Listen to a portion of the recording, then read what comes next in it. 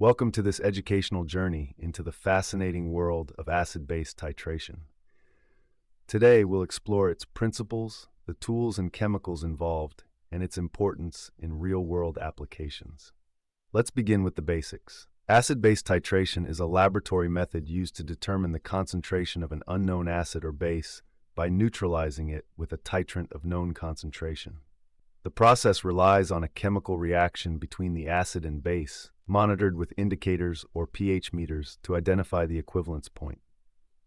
In a typical setup, we use a few key pieces of apparatus: a burette to dispense the titrant, a pipette to measure the solution, a conical flask for mixing, and a stand to hold everything in place. The chemicals involved include the titrant, often a strong acid or base, and an indicator, such as phenolphthalein, to visually signify the reaction's endpoint.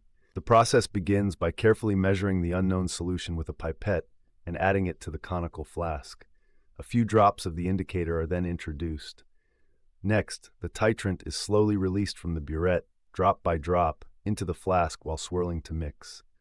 The indicator changes color at the equivalence point, signaling that the titration is complete.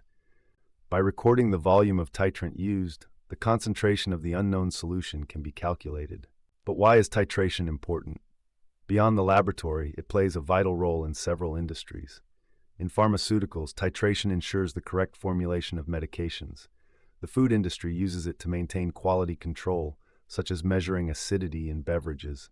And in environmental science, titration helps in analyzing water quality. By mastering titration, you not only gain a deeper understanding of chemistry, but also unlock a tool that's integral to various fields. Thank you for joining us in exploring the science of acid-base titration.